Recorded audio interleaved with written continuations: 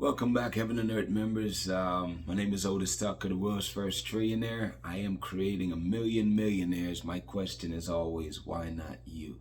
All right, cool. Right now, we're talking today about self-discovery, like really know thyself and know thy worth. You need to know yourself and know your worth, people. So let's start with the first part. Knowing yourself. I think that's one of the greatest discovery or exploration that you can pursue. It's one of the most worthy tasks that you can pursue. Because see, the thing is that once you realize that the world is a mirror of who you are on the inside, then you no longer try to control the things of this world. Instead, what you focus on is mastering what's happening inside of you.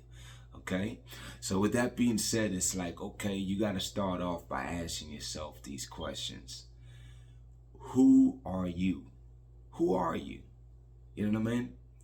Because it's like, until you know who you are, then essentially, really and truly, you might not think this way, but it's the reality is that you're lost. You're confused, because the more you know who you are on the inside is the more conviction you can speak with, because you're talking from a space of knowing. You know who you are. So it's like you need to get busy figuring that out. Now, the cool thing about that is that you actually create who you are. You know what I mean? It's like you simply envision, like, okay, what do I want to be?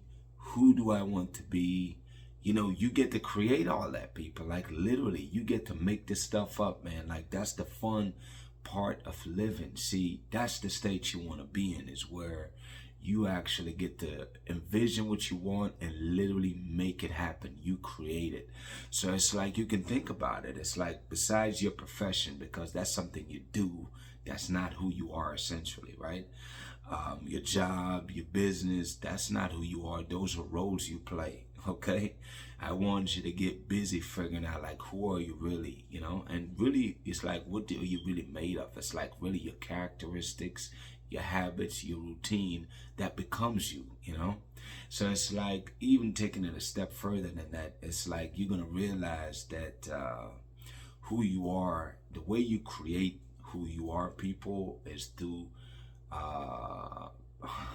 you know, affirmations is like prophesying. You know what I'm saying? It's like you profess the things you want, that you see in your man, the vision that God have given you, you know? Because anything you can envision, people, that's a gift from God. Those are ways that God show you of the future that he has in mind for you. And if you're not sure about that, pray about that and start looking for that. You know, what am I here for, God? How can I make the greatest impact on this world?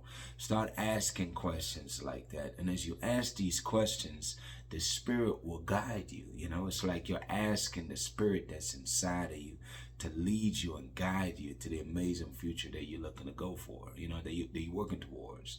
So that's that self-discovery that I'm talking about, is getting to know the spirit that's inside of you, embracing that's who you are. You are your soul. You are the spirit of God, and that's what gives you the ability to be able to create the things you want. Just like how God created this world, the spirit of God that's inside you allow you to create your world, people. You see what I'm saying? You have that ability, and the way you create it literally is developing yourself.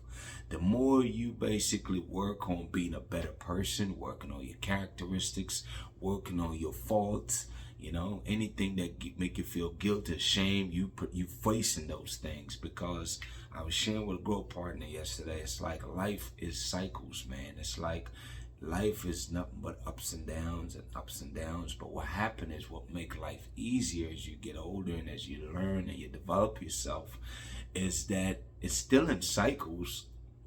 But the difference this time around is that you know what to expect to a degree. It's like you understand that life is cycles, so you're not shocked when there's downs and up. You understand that's part of the process. And when you're in those downs, it's like, for you, it doesn't even feel like a down, because number one, you anticipated it, right?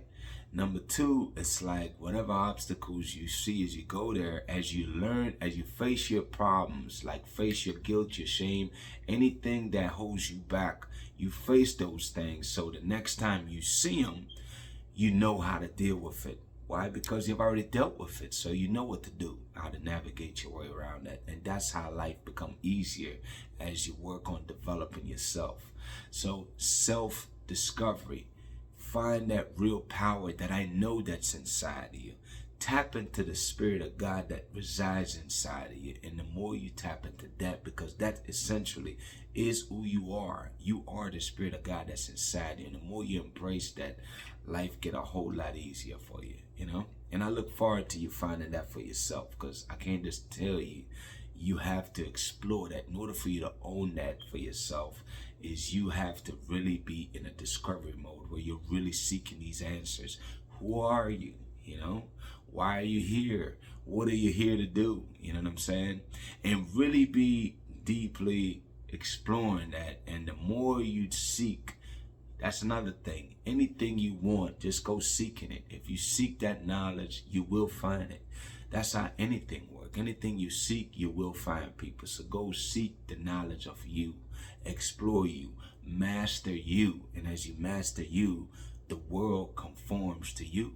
That's how it goes. The world is a mirror of who you are on the inside. So don't worry about trying to change everybody else or none of that stuff. Focus on just you developing yourself, figuring yourself out, you know. The more you, because they're all on their journey. They're lost, but they don't even know it.